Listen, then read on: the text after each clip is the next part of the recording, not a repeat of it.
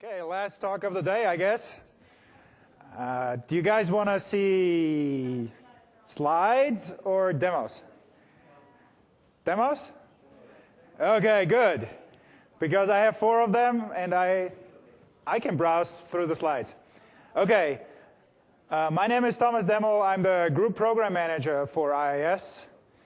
And what I want to talk about today is developing and deploying applications on IIS. So what we do in IIS is we refocus quite a bit on applications, and there's a lot of exciting technology coming out, like URL rewriter and all these new features, the web deployment tool. And in the keynote, you might have seen the web platform installer with the web application installer. That is pretty cool stuff. And I'll basically go with you through the experience and all these cool new features that we have in IIS. Okay, so here's the agenda quickly. Getting started, I show you a little bit the web platform installer, I download an application, and then we are extending this application with some .NET code. It's a PHP application that we extend with managed code with ASP.NET. So that is pretty cool stuff, and that basically emphasizes the deep integration that ASP.NET and IIS have, that you can extend a PHP application with ASP.NET. Can I get a show of hands? Are you guys ASP developers? Okay, and what about PHP? Okay, there's one. Okay, Microsoft conference. Okay, then the second part is getting productive. What I want to do is extend IIS with a custom module and just show you how easy it is. And then we are putting it live on a server. Does anybody have a laptop with wireless connection? Because I need a little bit help with this demo. Just sending out requests or hitting a URL in the browser is enough. Going live, and then fine-tuning and troubleshooting is actually Microsoft IIS 7.0 is a superior diagnostic stack. We put so much emphasis into diagnosing problems in IIS because when a request comes into IIS, what you see a lot of times is it comes in, and at the end, you get a response, oftentimes not the response you are expecting, and what happens within IIS is oftentimes unclear. So I'll show you a couple of demos on how to troubleshoot things. Okay. Now, getting started installing the web platform. So what I want to do here is switch over to my demo machine and show you the web platform installer again. So the web platform installer gets its information from the web application gallery. So it's an Atom feed from the internet. So this is not static. What you see there is completely dynamic and might change every day. It's the platform stack. So first of all, you get what's new, things that you might not have installed that you might want to try out. Then the web platform itself, which we categorize in 4 sections: the web server itself with all its modules and extensions, frameworks and runtime. And in here we have ASP.NET and PHP. We might add other things like Ruby and stuff over time. And then web applications itself. And you can plug into this. If you have an application out there that you think that the millions of Windows users that are out there might want to try out, you can plug in there. And if you go to www.microsoft.com/web/gallery, there are all the documents up there that you have to look at if you want to get into the gallery.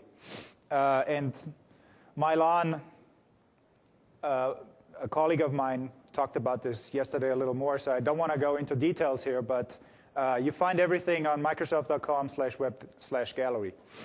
Okay, so what I want to do here is just installing an application. It doesn't really matter which one, but let me install Silverstripe. Silverstripe is just a content management system based on PHP. And if I click to install the web platform installer, would put together all the pieces that it needs in order to run this application. I have most of the pieces already installed because I'm actually a little bit scared about the internet connection. So I don't want to end up with a broken machine. So I already pre-installed all the pieces that I need, PHP, URL rewriter, all these components. And now I only have to download the application. So what the web platform installer does right now, it downloads the package from the internet, from the Silverstripe website. It's not hosted on any Microsoft site. And within the package, there are 3 or 4 little manifests, little XML files, that tell the web platform installer UI what parameters and arguments are needed in order to get this application running. So we can display it. So in the first screen, you basically see, or you basically can decide where you want to have this application. On the second screen, you have to enter a couple of arguments, like what database you want to use, what passwords you want to use for this database, the database server, if it's local or remote, and then a password for the Silverstripe application itself. Once I put in all this data, the web platform installer goes ahead and installs the application. So, and this is really a big step forward from previous experiences, because you had to pick all these pieces that you need to have a blog or a content management system or a wiki. You had to pick these pieces up all over the internet, download the zip files, install it, and then pray that it works. And if you click here now, you have a working application that you can configure, like I'm asked here for my credentials that I entered in the web platform installer user interface. I log in, and then I can just generate a new content management entry. It asks me if I want to have a friendly URL for this entry, and then I type in checkout www.iis.net and learn.iis.net for more information.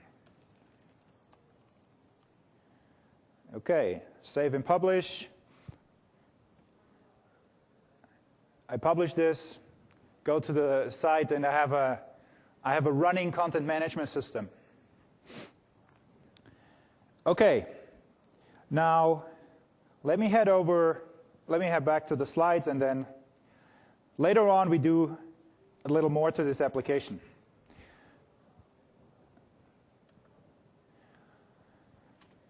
Okay, but before we do that, I just want to go over the IIS 7 features that are so exciting, and we love to talk about them. So there are 8 top reasons in my mind why you should move to IIS 7. First of all, we have a ton of security. If you think back into 2001, where Nimda and Code Red and all these worms hit IIS, that was a pretty bad time. I used to be the security PM at that time.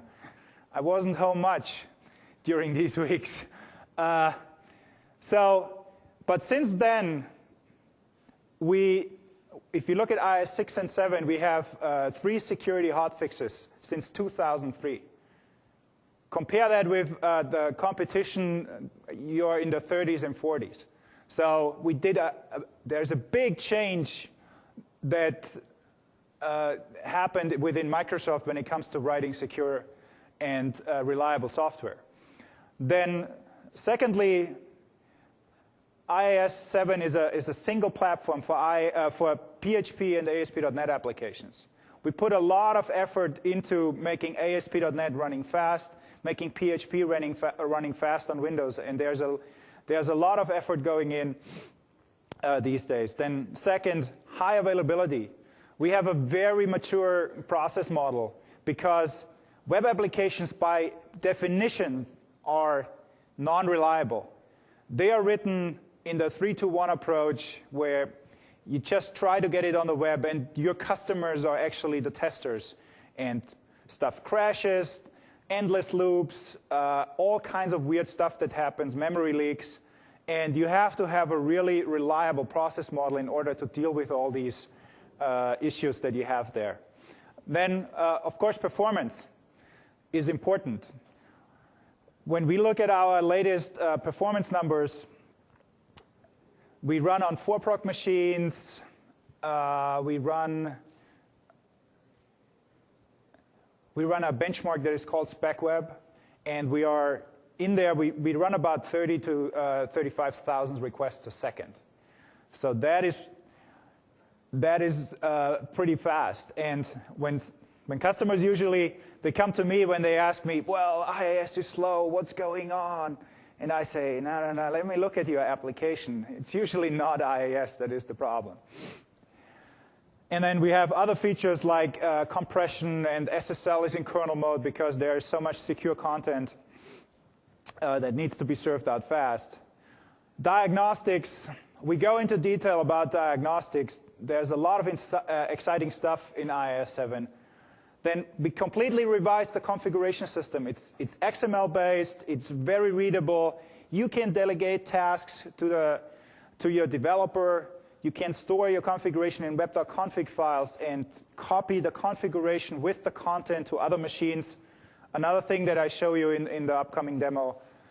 The administration stack was completely revised, so it's remotable now over HTTPS, so you can connect up to your server in the cloud or to your hoster and manage IIS from at home, from your XP machine even.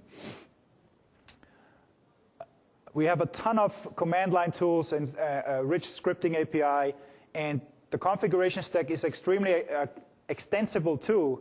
So by just popping in another schema file, you get support from the command line tools, from the scripting APIs, and from our managed code APIs.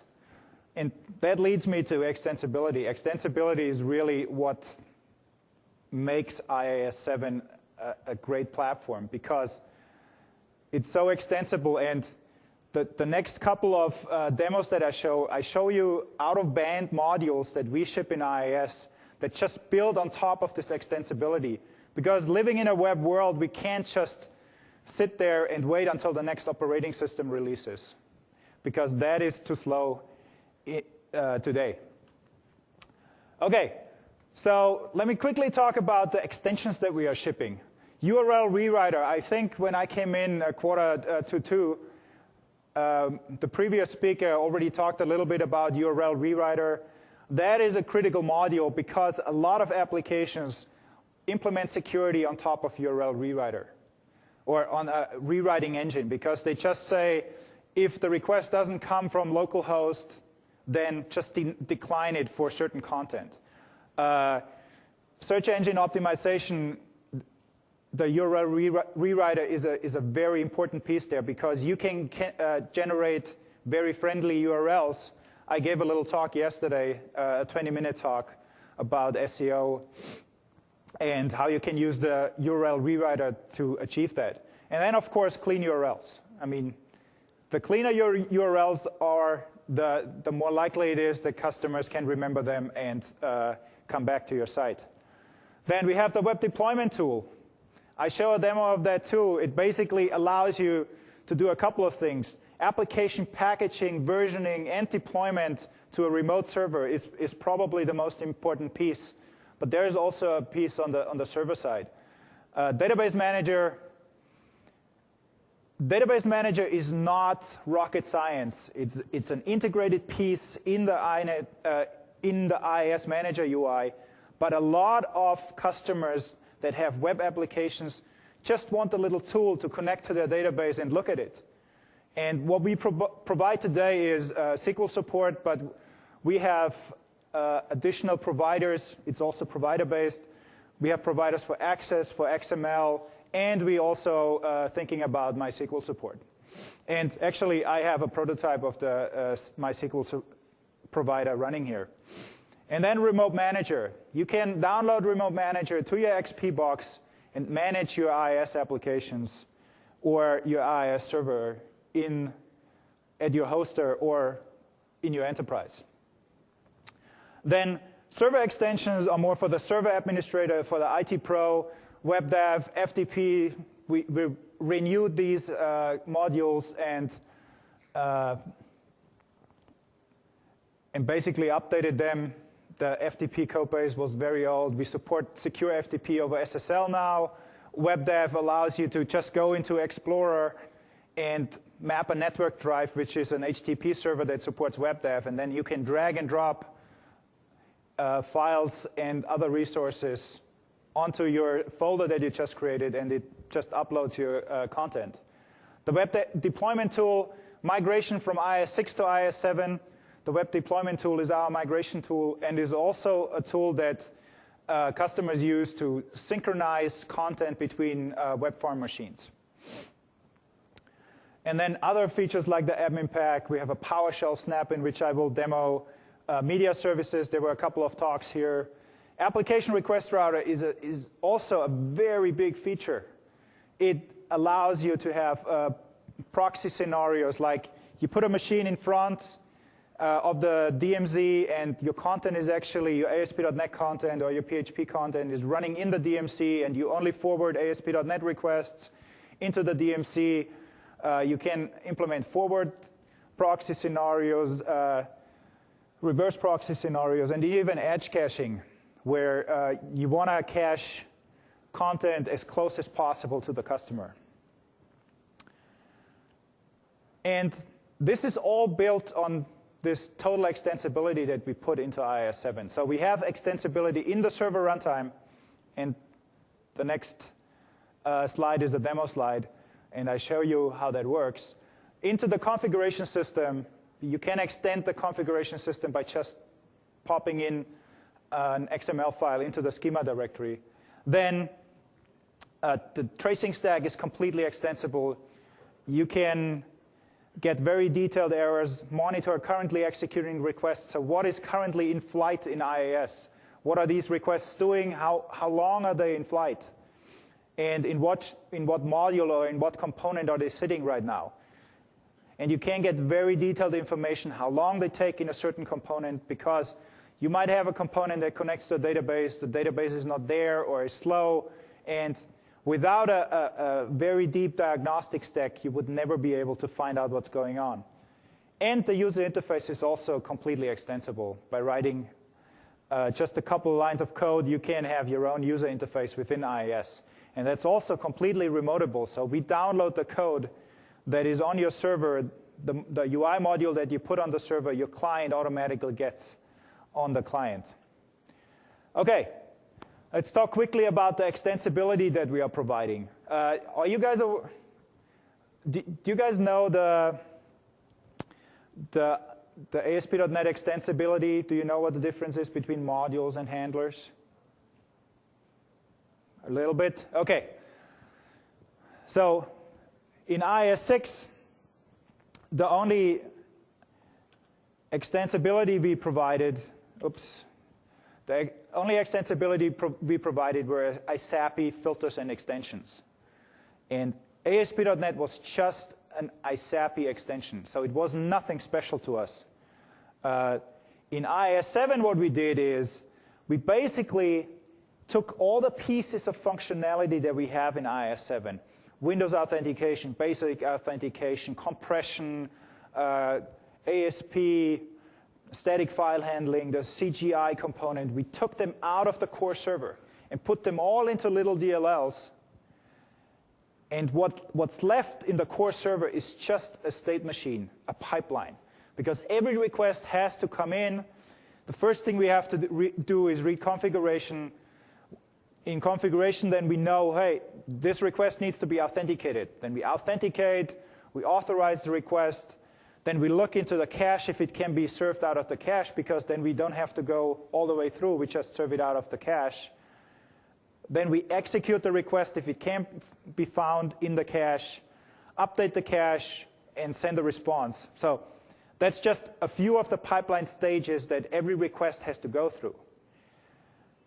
And these modules that we produced They sit on top of a public API that you can use, that everybody is free to use. And they subscribe to these pipeline events. So the authentication modules like Basic and Windows Authentication subscribe to the authentication event. Now, what that enables us is to do lightweight servers. You can take out these DLLs. You can put in your own. But what it also enables is a completely new way how to hook up ASP.NET. So in IIS 6 again, the way ASP.NET hooked up was the ISAP interface. So when we determined the handler, when we saw, well, this is a .aspx request, we mapped it to the ISAP that subscribed to this ASPX request. And then it went into the ASP.NET ISAPI. But ASP.NET ISAPI has another pipeline. And you basically have to go with ASP.NET requests, you have to go through the same stage again. So IIS already authenticated the request. Now the ASP.NET pipeline authenticates again. We already authorized the request. The ASP.NET pipeline authorizes again, and so on. So there's a lot of feature duplication. In IIS 7, you still get classic mode because some of the components, some of the extensibility components rely on this behavior, on this compatibility behavior. In IIS, so this is compat mode, and it's in no way different from IIS 6. In IIS 7 integrated mode, however, what we do is we take away the ASP.NET pipeline and hook the ASP.NET components, the modules in ASP.NET, directly into the IIS pipeline. So that way, now you can apply forms authentication as one example to all requests and not just to ASP.NET requests. So you can say for your PDF files, for your doc files, even for classic ASP or for PHP requests, you can do forms authentication. You can use all the neat little modules that you have in ASP.NET to hook directly into the IIS pipeline and provide additional functionality. And my demo is actually about what I do is I installed the Silverstripe application, and it's MySQL, and it has a MySQL database. What I want to do is, instead of using the standard IIS logging, I want to log into this MySQL database. And I'll show you how easy that is.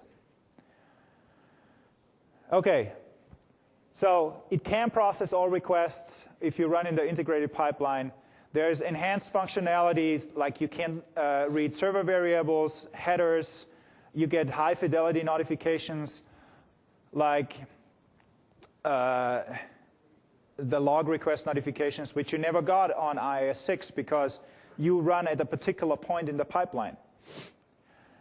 On top of that, we implemented this managed code extensibility on top of the existing ASP.NET interfaces.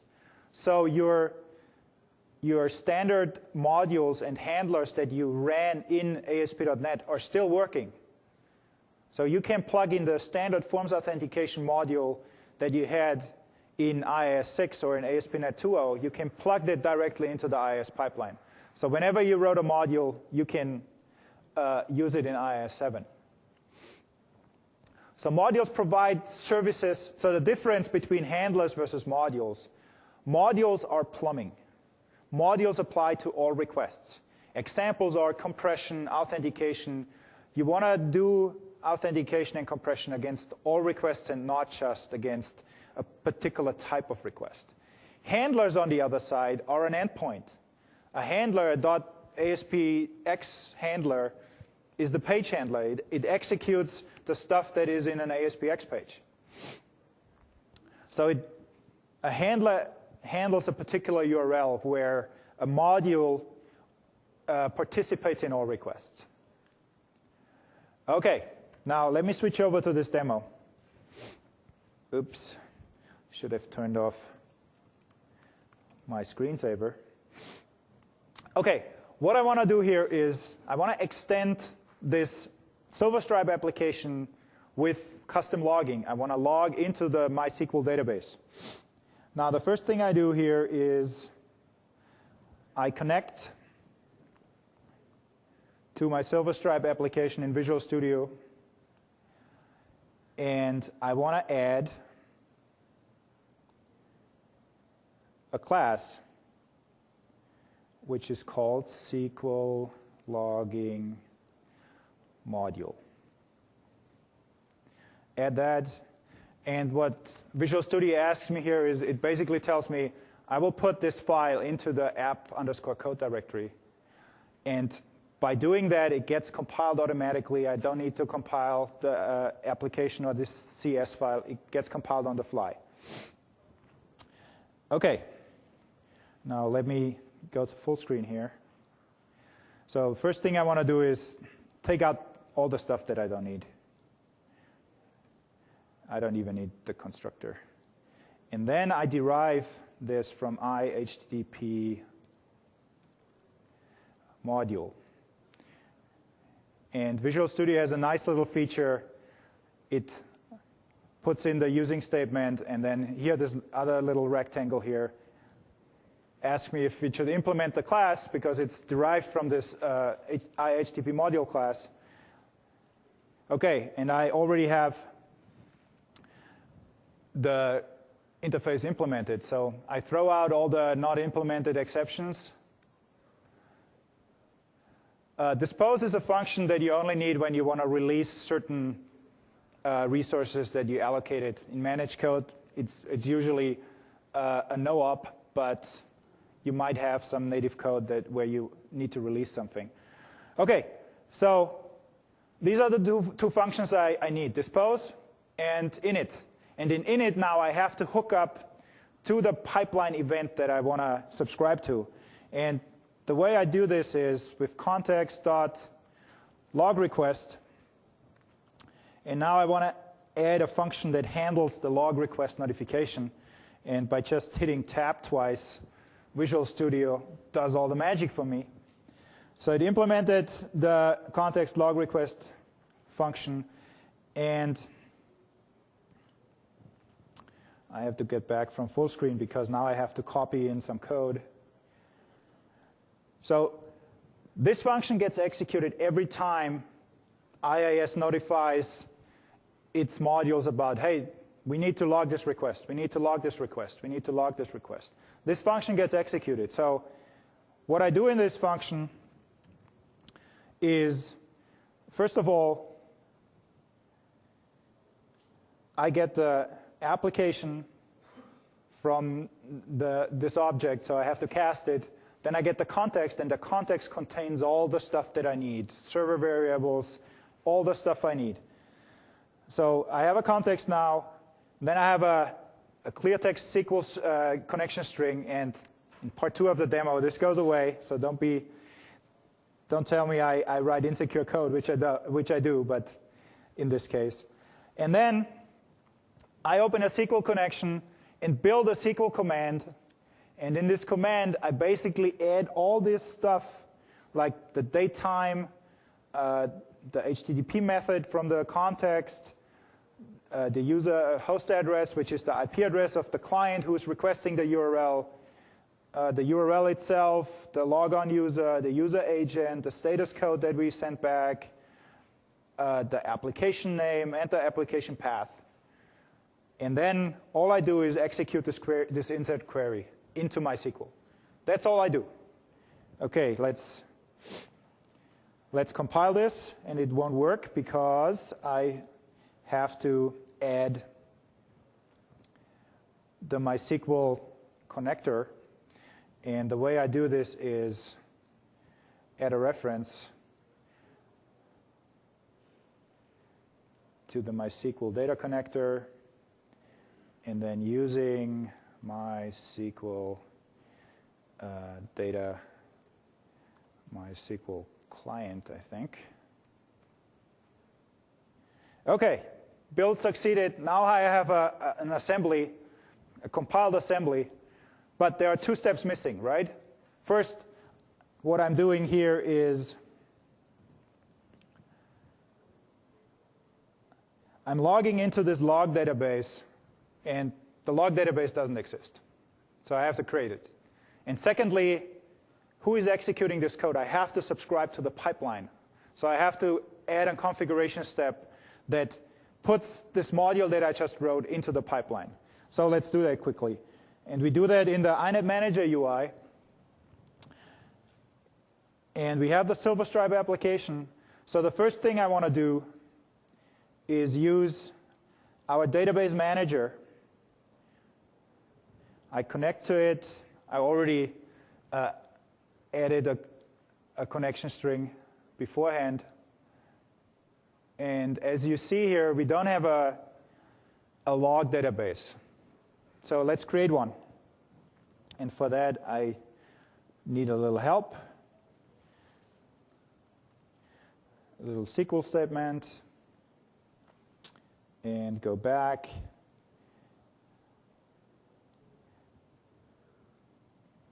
Bring up the query window, and then execute the statement. And if I do a refresh here, now you see we have a log database, a log table, and there's no data in there. Okay, that was step one. Step two is I need to register this module, and we have this module user interface in here. And what I do here is just I add the SQL logging module that I just wrote. I click and do SQL logging module. And now, in this list box, it's already in there. And why is it already in there? Because also our user interface is also integrated with ASP.NET. So it goes through the bin directory, the app code directory, and figures out what are the assemblies in there. It uses reflection to get this data. It also looks into the GAC and puts the SQL logging module in there. Hit OK. And now I have the SQL logging module in my configuration. Now let's just quickly open our configuration file here.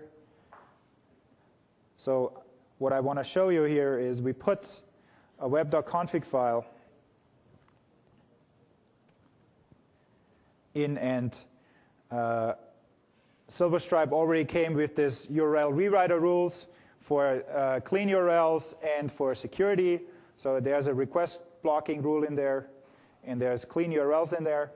But what we did just in the user interface was adding this SQL logging module to the web.config file. And now I can take this web.config file and copy it over to a server, and the application would run over there too. OK, and now let's try it out.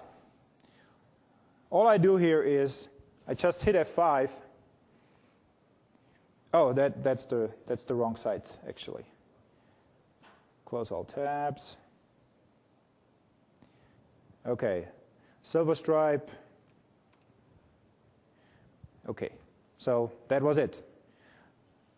Now I go back to my user interface. Oh, go back to Database Manager. Open it again. Look for the log database. And look at the table data. And in here, now we have a working SQL logging module that logs all its data together with the Silverstripe data into the same database. Just a few lines of code, and boom, you're done. Now, if you look back at the code is not too elegant, right? Because I have a hard-coded connection string in there. And on the server, that connection string might work, but chances are it doesn't. So what I want to do is make this configurable.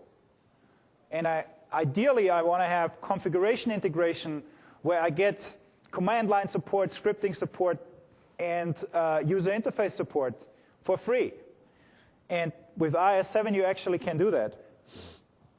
So if we go in here, all I have to do is I have this SQL logging schema file.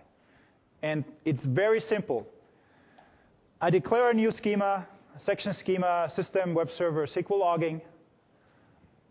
I declare an attribute called connection string, and I declare an attribute enabled. That's all I do. And then I save this file into the C Windows System32 inetserv config schema directory. That's where the IIS schema lives. And from putting it in there, you get support from all our tools because we pick up the schema and we give you support. Now, let me quickly do that. Let's go over here. Let's copy and then System32. I already have it in there, so let's just replace it. So I have the SQL logging schema, and here are all the other schemas that IIS already reads and provides configuration for. So I have the SQL logging schema in there. And now I need some code to actually read it. So what I do is I delete the code that I wrote and add the step 2 code. And let me do it full screen again. So now what I added is configuration section, SQL section. I use the web configuration manager, and what I'm missing here is, if I compile it, it won't work because, first of all, I have a syntax error. That's why it doesn't work. Okay, but even if I compile it, this configuration section is not known. So I have to add the IIS configuration manager to it. And the way I do this is just adding another reference.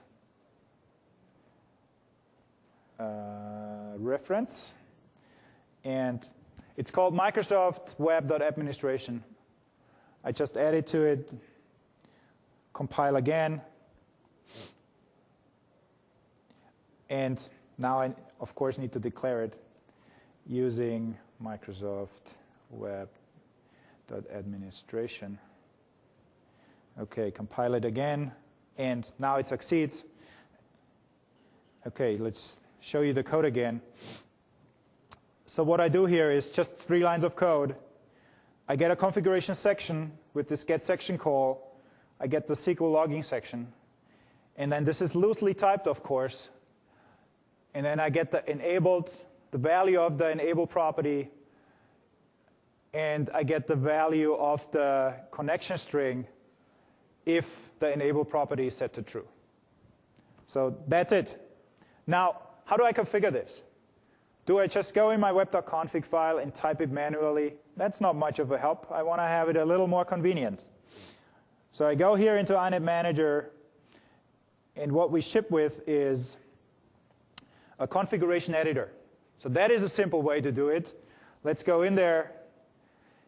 And what we have in here, I already browsed through this before the demo, but what we can do is have you look at all the configuration sections that we have in IIS. So you can use this even for ASP.NET settings. You can use this for FTP settings. The FTP server also sits on top of this configuration system. System runtime serialization.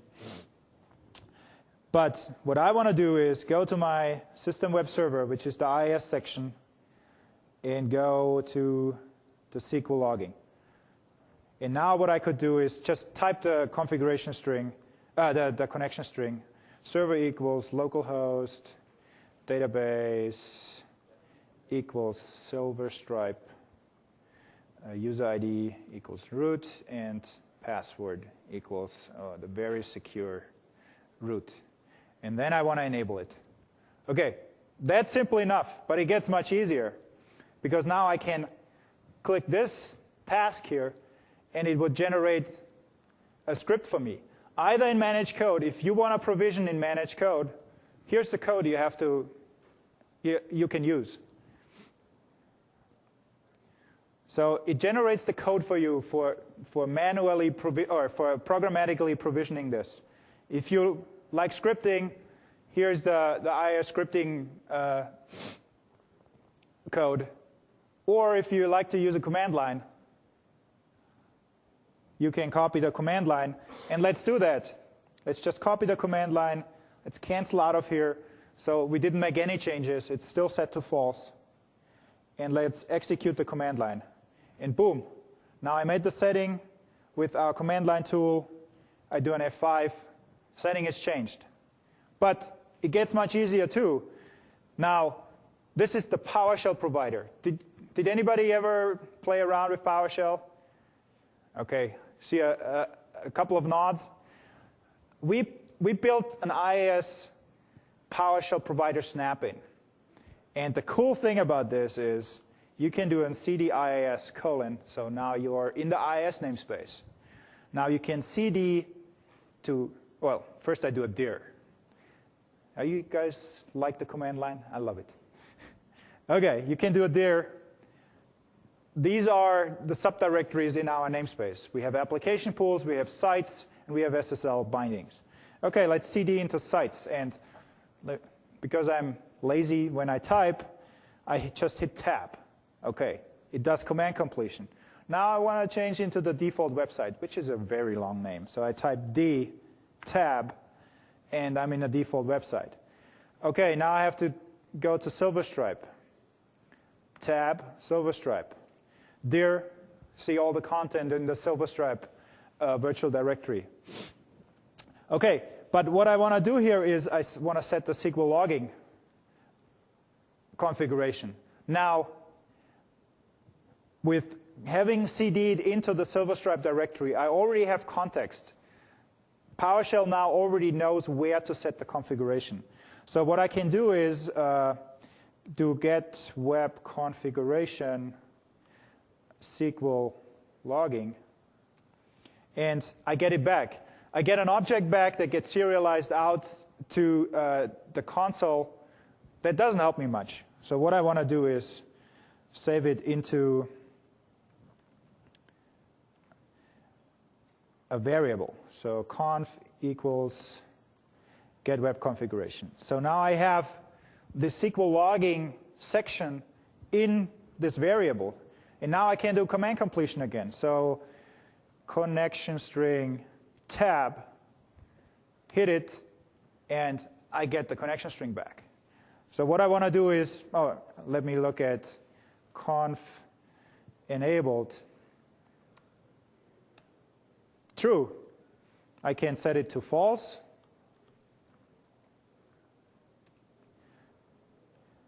And now it's set to false. And in order to set it to false, because now it's only in the variable, but I can pipe it into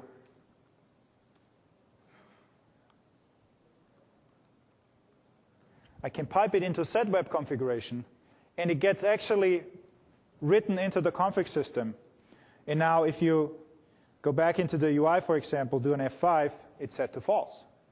So that is also a very convenient way with PowerShell. And PowerShell has a complete scripting environment, command completion, all kinds of neat stuff. Okay, let me set it to true. Apply.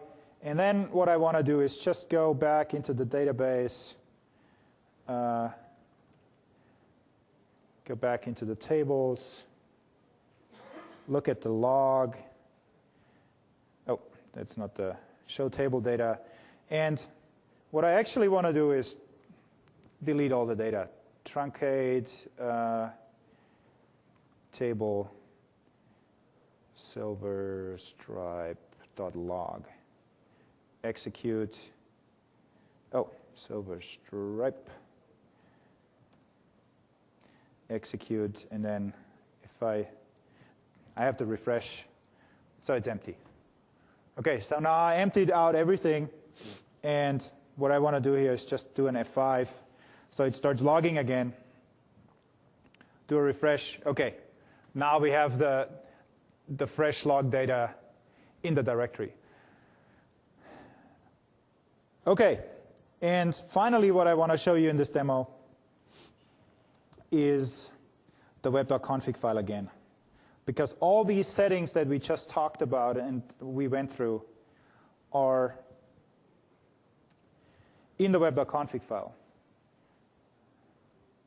So the SQL logging module, Our SQL login connection string is now in a web.config file. The enabled equals true is in there, and the two assemblies that we talked about, the MySQL data and web administration comes in. So now you can take this and move it to a live server and run it there. Okay. Switching back to... So that is a very nice and easy way to extend existing applications or to write something completely new. But what then? What if you have it on your dev box? Now you need to get it into a staging environment, and then you need to get it in a live environment, and the application got big, and you don't want to copy 50 megabytes of data all the time. The web deployment tool would be nice to look at. The web deployment tool is our way to do migration of IIS6 to IIS7. It does synchronization of content and all of the providers that we have in the web deployment tool. So the web deployment tool is a provider-based system. What it allows you to do is plug in your providers, like the database provider, SQL provider, certificate provider, content provider for files and directories, and you can write your own providers. And then whenever you specify an IIS application or a server, we take all the dependencies with us, serialize it into a zip file, and you can take this zip file and put it up somewhere else and unpack it and install it. And the web deployment tool does most of the work. Some of the providers are not quite done yet, and I show you a demo in a second where we have a not quite ready provider, but most of it is done. And it has integration into the IIS Manager snap-in. It will be in Visual Studio 10. There's command line support, API support, PowerShell command line. And what I forgot here is Visual Studio 10. It is in Visual Studio 10, so you can package your Visual Studio 10 application with the web deployment tool technology and then put it on a live server. And you don't have to be administrator on the live server. That is a very important part of it. Okay, let's package. Let me switch over here. I don't think we need Visual Studio. Okay, right-click on Silverstripe. It says Manage Packages. And what I want to do here is export this application. That's as easy as it is. One thing I have to do with MySQL is the MySQL provider is not quite done yet. So I have to manually serialize MySQL, which we can quickly do here. I have a batch file that does it for me. It's called MySQL dump, and you see it here. It just executes the MySQL dump.exe, username, password, and it stores it into ctemp IIS at MIX9. So that's the serialized database. Password. Okay, and if we look into ctemp, so we have this database file here now. Okay. And now let's package this application. Export application, add component. And here come all the providers in that I just talked about. Like COM objects, GAC assemblies, directories that you want to package, files you want to add. And what I want to do is, oops, let me cancel out of here. I want to add component. I want to package a MySQL database, and it's called IIS at mix.db. Okay, next. And now I have to specify the path, IIS at mix.zip. Okay, now I package up this application in a big zip file. It's 9 megabytes.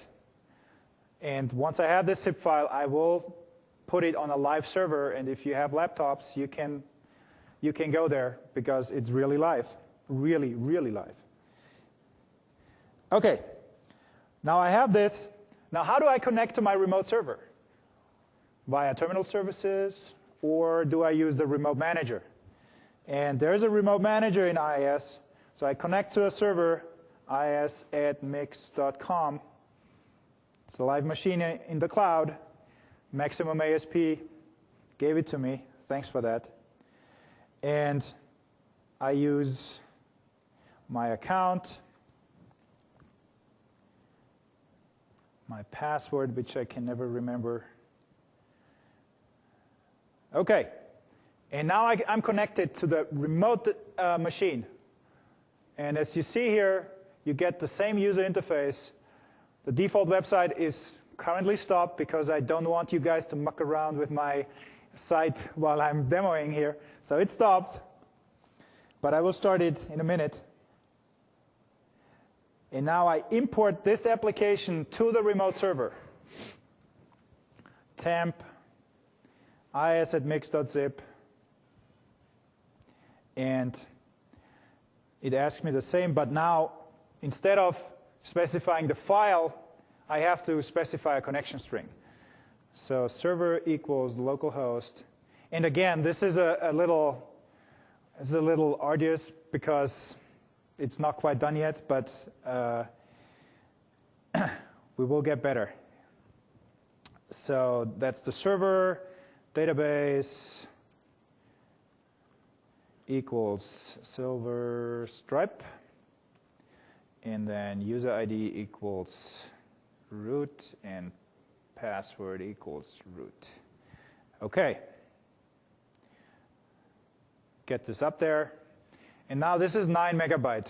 There are almost 3,000 files, so this takes a little bit. But what I want to do in the meantime, while this is running here, what I want to do, and it was easier with a better resolution, but let me go to inetpub www.root silverstripe, and let me add, is it done? No, not quite. So copy test.txt, copy con test.txt, and then just add something to the file. Okay, copied. So it's successfully installed on the remote server, but in the meantime, I already updated my Silverstripe directory. I might have made changes to my source files, whatever. What I did is I added another file to the Silverstripe directory. Okay, but now I have to do the whole thing again. Okay, so let's do it again. Silverstripe, manage, export application. Let's add MySQL, ctemp, IIS@mix.db, and package it up again, ctemp, IIS@mix.zip. Okay, but now watch it. Okay, just one file copied. So we do a differential sync here. Whenever a file is outdated, when it changed, we just add it to the zip file. But does that work over the wire too? Let's try it. Import application, ctemp, IIS@mix.zip. And that is the hard part here. Localhost, database equals silverstripe. When I practice the demos, I always put it into the clipboard, but I forgot it. Password equals root. Okay. Now, what it still does is, because the MySQL provider is not done, it still serializes the full database. But you can see here, it is much, much faster because it's not almost 3,000 files. We just copied one file. So it's differential sync to a live website. There's a question? What were the 3,000 files?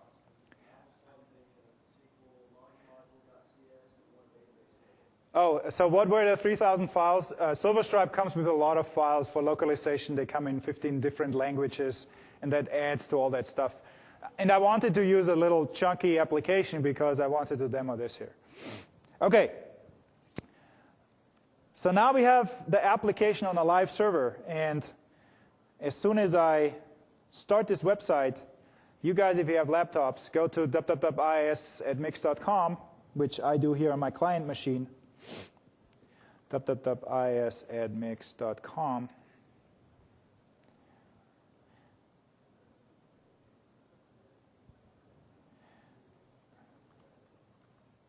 Oh, here we go. And as you see, this IIS@mix, the blog entry that I made or the content entry is there. It was in the database. The database got serialized up on the server. So now we have a live server on the internet just by serializing your application.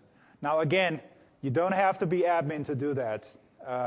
The MS deploy or the web deployment tool framework allows you to do this as a non-admin. Okay. Let's go back to slides, and then we have another demo. Now you have it up on the server, but how do you manage this thing up there? People hit your site, it gets slow. Sometimes people tell you, well, something doesn't work, I don't know what. I get 503s, I get 400s.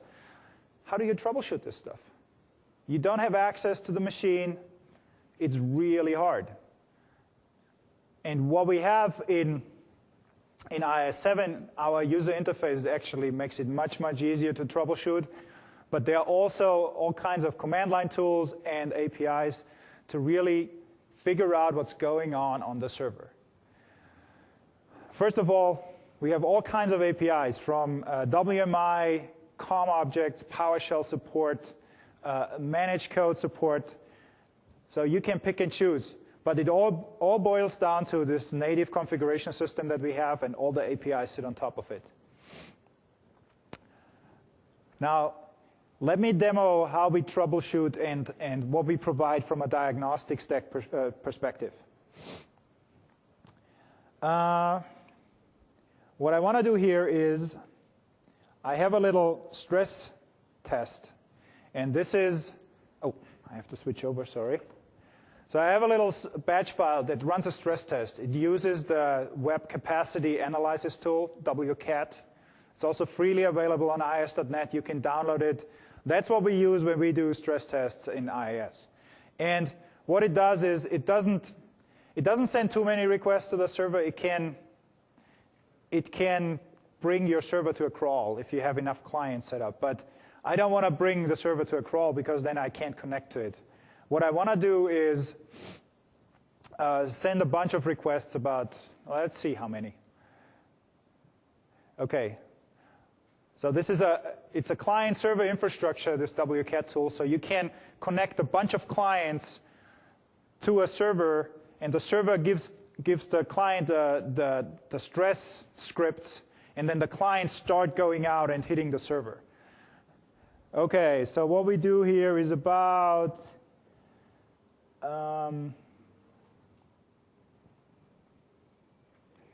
30 requests, 2 requests a second, so nothing too dramatical. Okay, let's go into the user interface. Let's look at what are the worker processes that we have run. Oh, there's one. So what if I double-click on these and I do an F5? So now I look at currently executing requests. The requests that are currently executing in the pipeline. And we don't do this all the time, so you have to hit F5 if you want to have the newest requests. And, okay, now I got 3 of them. So it tells you exactly what URL, what verb, where the request came from, in what state the request is in right now, and in what module, and how long it's already in the pipeline. So that is all very valuable information, because you see that something wrong with your SQL logging module if only your SQL logging module would show up there. Because if all your requests hang in the SQL logging module, your SQL logging module will probably show up all the time. But what I want to do now is I want to quickly connect to the live server. It's called WCAT. Even the Apache guys use it. I was at ApacheCon a year or two ago, and they said, WCAT is great. Okay. So I quickly connect to the live server, and I want to show you another PowerShell feature. And for that, I have to connect to the live server, the maximum ASP machine that they gave me. So I'm using the PowerShell feature here to go into application pools. And what I can do here is get web request. And these are the requests that are currently in flight. But that's a lot of data. And PowerShell is so sweet that you can do a select URL, comma, time elapsed. So I just take 2 fields of this massive amount of data. And right now, we don't have any requests. So here we go. So now I only see the URL and the time the request is already in flight. And I can do that a couple of times. Okay, now we have 4 requests in the pipeline. But it gets even better, because now you can even do a where statement, time elapsed greater than, let's say, 500 milliseconds. Okay, and now we get only the requests that are in flight for more than 500 milliseconds. If you have a ton of requests, that is really useful. So what I want to demo with that is you can do this in the user interface. You can use your own scripting tools. You can use PowerShell. You can use AppCMD.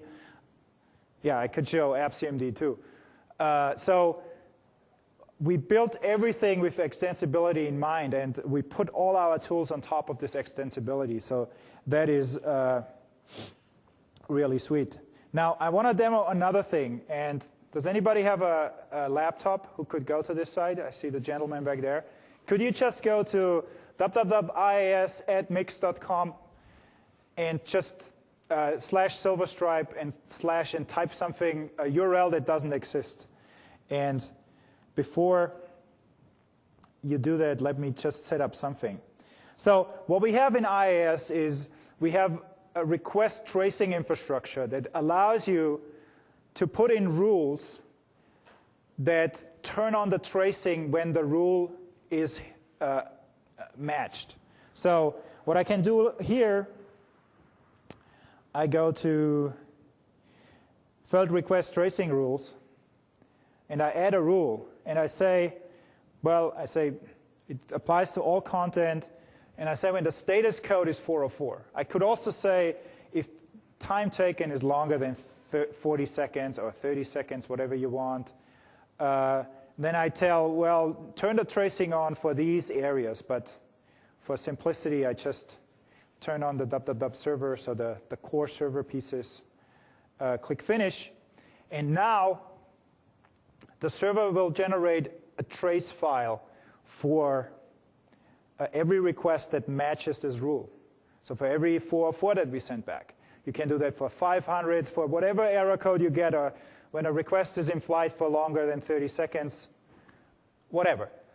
Now, but trace files are really hard to read. It's an XML file that is, I mean, you have to spend hours to find the error that you're actually looking for. But in IIS 7, we did a little more work to make them actually readable. So what we have here, could you send www.mix.com /silverstripe / and then just enter a couple of characters and go ahead. Okay, so we have this trace viewer.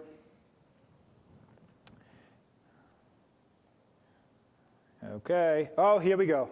So here's the trace file. Thank you, back there. And I can look at it. And when you open it, to this XML file, you can read the pure XML if you want, but we apply an XSLT that makes it really readable. We spent a lot of time on this XSLT. Okay, so first page, you get a little summary page. You see the URL, how long it took, the status code that it sent, what type of request it was, when it came into the pipeline. But you can also look at a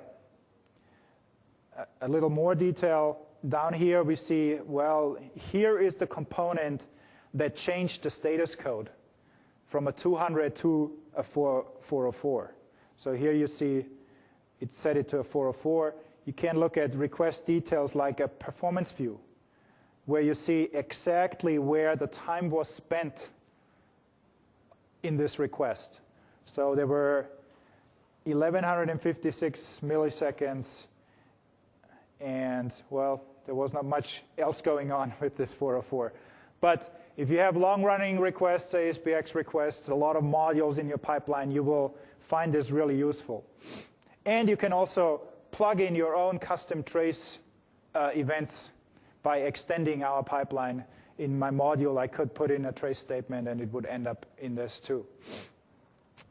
Okay, so there is a lot of diagnostics infrastructure in IIS 7 that is really, really useful. Our support team loves this feature.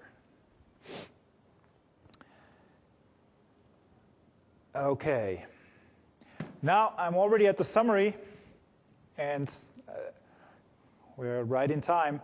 So IIS is built with total extensibility in mind. And there are so many modules. Only for MIX this week, we shipped 10 new modules. And because the extensibility that we built in makes us so flexible, and we can put in so much new stuff. And I encourage you to look at all of this new features that we put in, because a lot of people only look at the operating system, but they don't look what ships out of band. And these features are totally supported by by the product team, and they will flow into the operating system over time. And so here are the extensions that we shipped only this week, and there's a lot more coming. Search engine optimization and a lot more features that we already have in the pipeline. Okay, are there any questions? There is one back there. That trace tool, the XML file you just showed us, does IIS have the ability to send an email? Yes. Okay, so the question is the tracing infrastructure extensible so you can send email to an administrator when a certain error condition hits? Yes, there's a custom action on in the failed request tracing section where you can specify, well, I want to do this and that. So you can execute a command line tool and send a mail with that. Okay, any other questions? Are there any plans to, for the failed request tracing, to let you specify time taken in milliseconds? A second for a lot of applications is an eternity thing. So are you asking for more granularity? One of my developers was talking about having better granularity than milliseconds. And I don't know where we ended up there. But I think it's doable, but I don't know the answer to the question. You can give me your email address, and I send you email. And on the deployment, the package deployment, as far as the worker process is concerned, an atomic operation, so it takes management overlapping process cycle. I guess your question is the deployment transacted? Not all of the providers support transactions, but as far as we can, we try to support transactions. So we commit only at the very last step. But I don't have more details about that right now. There are certain gotchas to that because we have so many providers that come in. But yeah, that's definitely something that needs a little bit more work. Okay, other questions? Yeah, there's another one. How do you add like the FTP server update? Like it's not a role or a feature. How do you add that into IIS? how do you add the FTP server to IIS, the new one? You just uninstall the old one and add the new one, pretty much. Yeah, it's a web download right now. It is in IIS 7.5, which comes with Windows Server 2008 R2 and Windows 7. So yeah, for IIS 7, it's just a download. Will they integrate it as part of a service package? No, it won't be. The FTP server won't be integrated as part of a service pack. It will. It is in R2, in Windows Server 2008 R2, and that is a big service pack, but it's still called Windows Server 2008. Okay, more questions? There's one. I noticed when you were managing this IIS on the server, the remote connection.